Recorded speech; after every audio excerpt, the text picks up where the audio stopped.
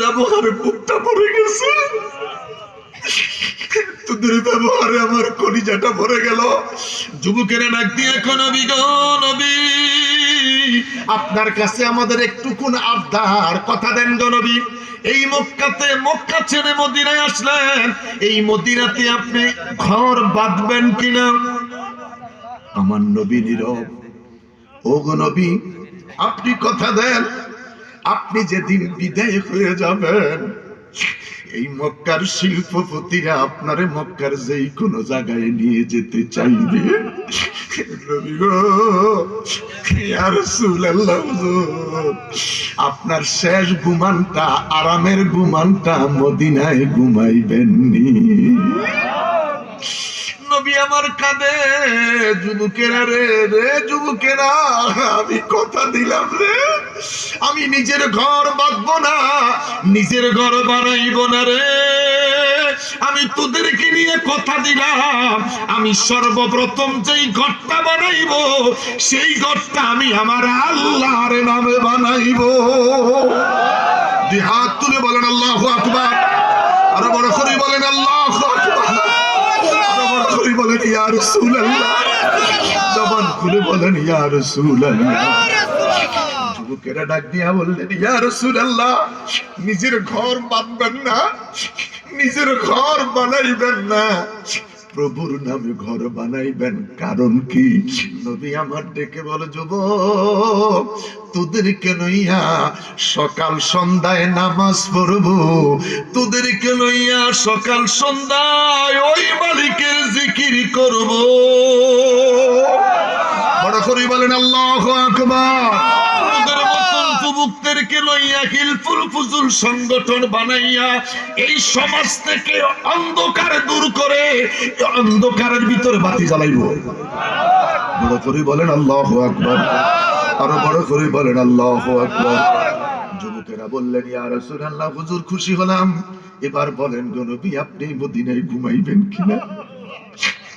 আমার নবী ডেকে বলে যুবকেরা রে, আমি কথা দিলাম এই মদিনায় ঘুমাইব।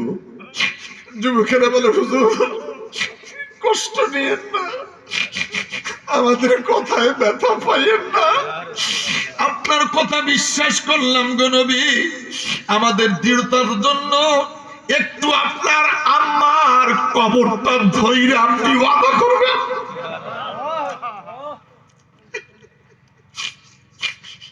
আল্লাহর নবী সাল্লাল্লাহু আলাইহি সাল্লাম এবার যুবকদেরকে লইয়া নিজের মায়ের মাকবেরা কবরের দিকে যায়। আমি জানি না রে, এই মুহূর্তে যারা বসে আছো, কে রে মা খাওয়াইছো, কে রে মা খাওয়াইছো? গতকালকে আমি মাহফিল গেলাম শরীয়তপুর, মা ঘুমাই গেছে, মার কাছে বলে যেতে পারি নাই। মা প্রতিদিন মুইসা দেয়, আমি যাই, মায়ের ঘুমের ব্যাঘাত ঘটাই নাই। আজকে দেখি সকালবেলায় আমি ঘুম থেকে উঠার আগে আমার মা আমার টেবিলে আইসা হাজির। আমি বললাম মা, আমি 3 দিনের জন্য চলে যাব।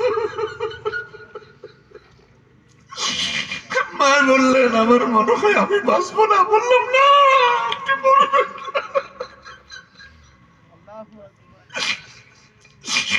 ওই মার কার নাই রে।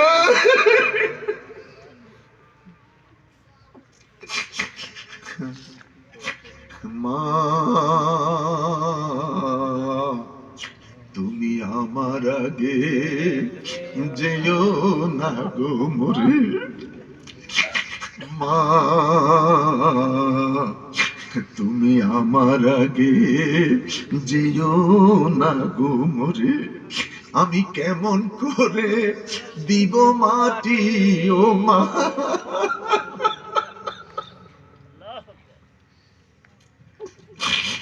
আমি কেমন করে দিব মাটি তোমার কবরে।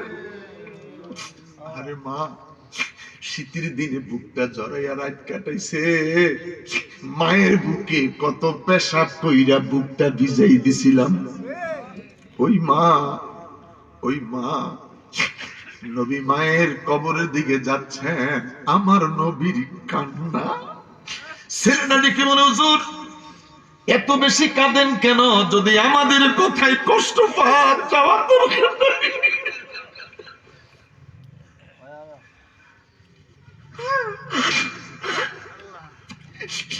হুজুর আমাদের কথায় যদি আপনি কষ্ট পান, যাইয়েন না। আমার নবী কয়, যুবকেরা রে, এই মাকে লইয়া বাবার জিয়ারত করতে এসেছিলাম, মাকে লইয়া মায়ের সাথে বাবার জিয়ারত করতে আইসা আমি মোহাম্মদ আমার মাকে হারাইলাম রে। 6.5 বছর বয়স, মায়ের বুকের মধ্যে পইরা মা মা মা কইয়া কাঁদলাম।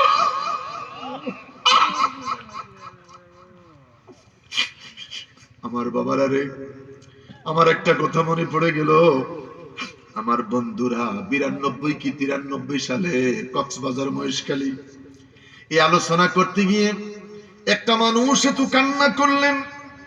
ছোট্ট একটা বাচ্চাকে আইনা সামনে দাঁড় করে বললেন, হুজুর আমার এই বাচ্চাটার জন্য একটু দোয়া করবেন। বললাম কি হয়েছে? বাচ্চাটার মা মরে গেছে। আমার এই ছোট্ট বাচ্চাটার মা মরে গেছে হুজুর, আমার বুকটা বাইটা যায়। আমি আমার স্ত্রীর অসুস্থর খবর পাইয়া গ্রামের মানুষ ডাক্তারের কাছে যায়। ডাক্তার লইয়া আইসা দেখি আমার বিবি নাই। এই ছোট্ট বাচ্চাটা মায়ের বুকে বৈশা কয়, মা আমি দুধ খাবো, আমার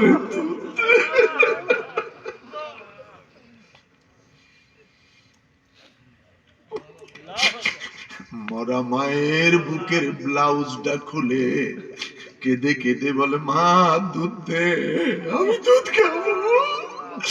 এই ছোট্ট বাচ্চা জানে না রে মা যে দুনিয়ায় নাই।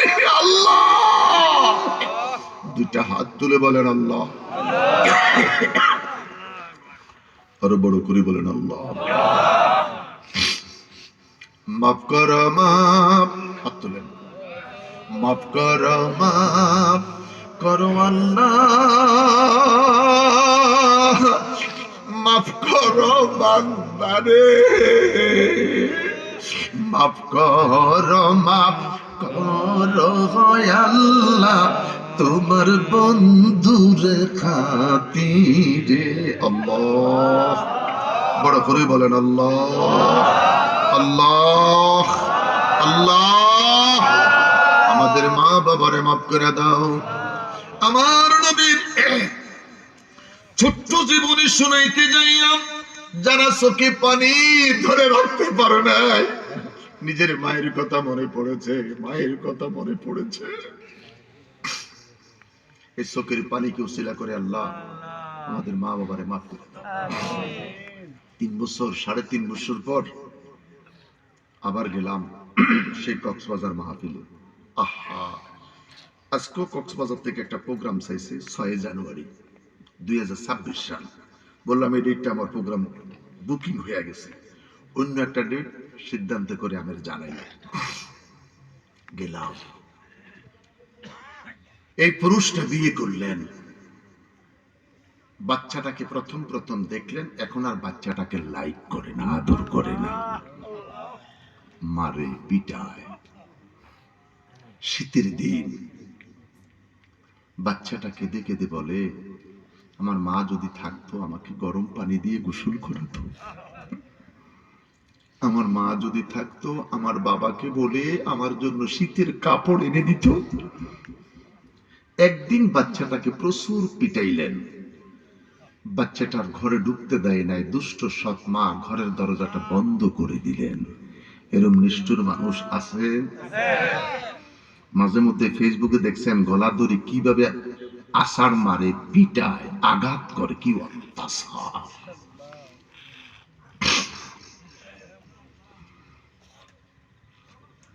পাশের ঘরের কাকিমা ডেকে বলে, আর কাঁদিস না, তুই আমাদের ঘরে আয়।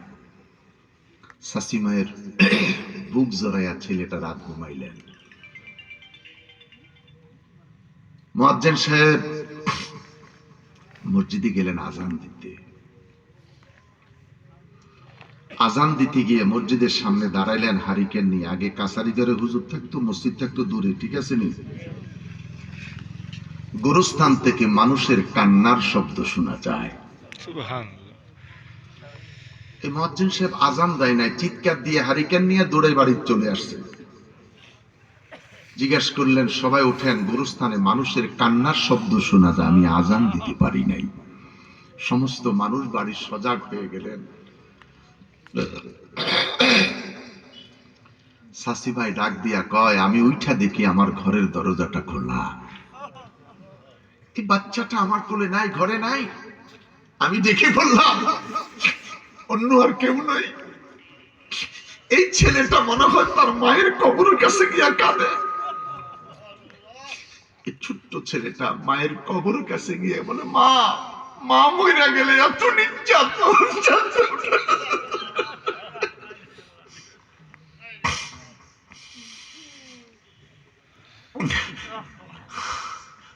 আল্লাহ আমাদের মার, আমার বাবা নাই, বাবা বিদায় নিলেন ৯৯ বছর বয়সে, মা বেঁচে আছেন। আল্লাহ বাবাকে জান্নাতের আলা মাকাম দিও, মাকে হায়াতে খিজির দিও।